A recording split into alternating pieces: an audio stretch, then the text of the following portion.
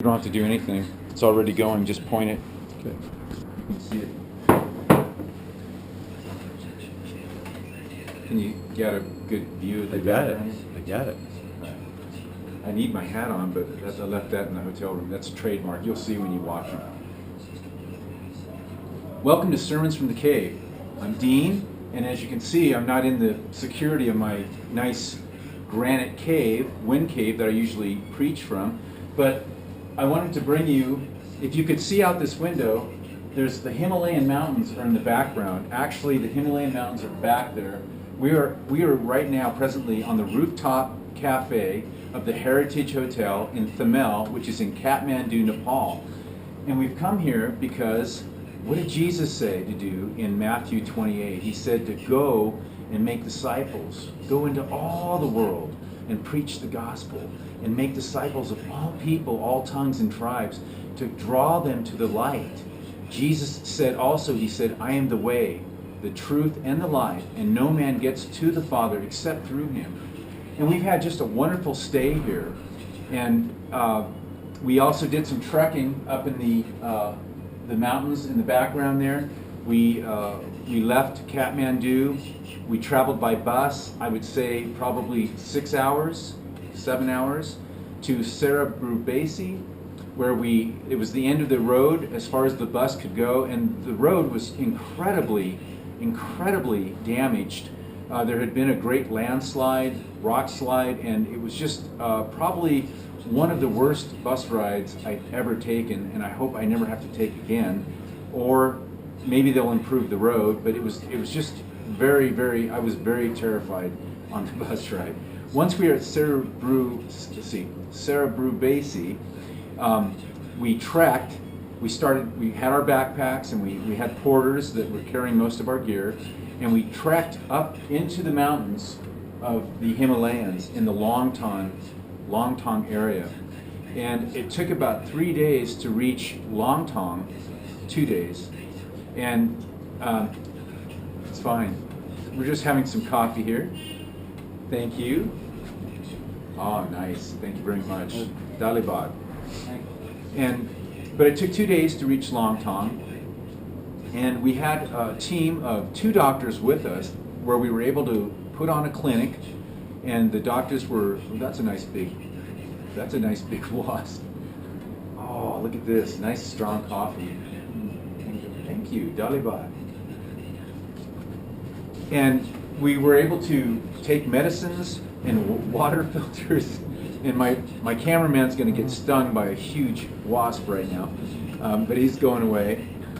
Okay, we forgot to pray, Larry. But we got to put on a clinic for the people, and there is no church, there's no Christian church in the Longtong region at all. Mostly people from Tibet and Mongolia, Buddhists, they're in faith. There's also some Hindus, some of our porters and guides were Hindu, but there's no Christian church in Longtong. And it was just a great time to get to friendship evangelism, where we were able to just meet people one-on-one and to talk with them and to love on them. And through the clinic, we were able to treat a bunch of different skin diseases, some ear problems.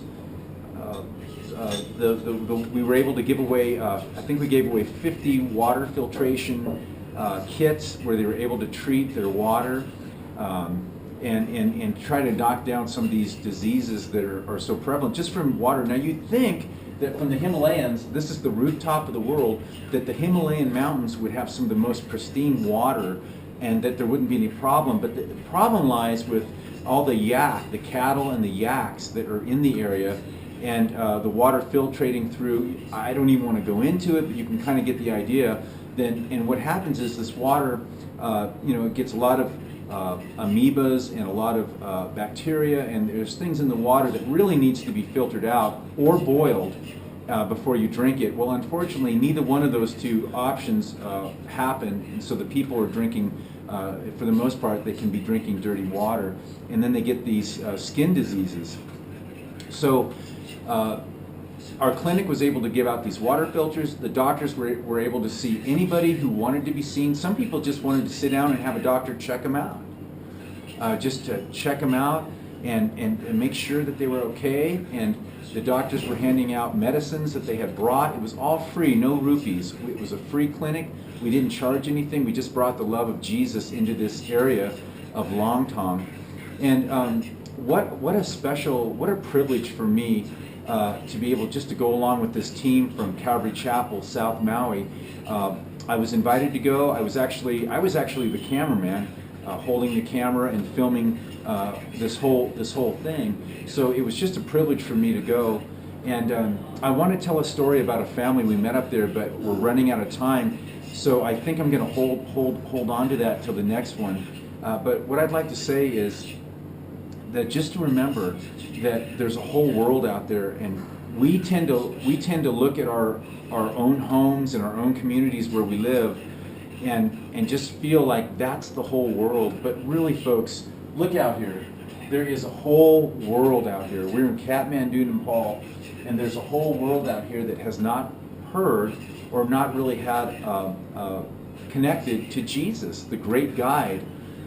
I've been told that Sherpa is a group of people, but really Sherpa means one who guides. And for me personally, Jesus is my Sherpa. He is the one who guides. He guides me to heaven.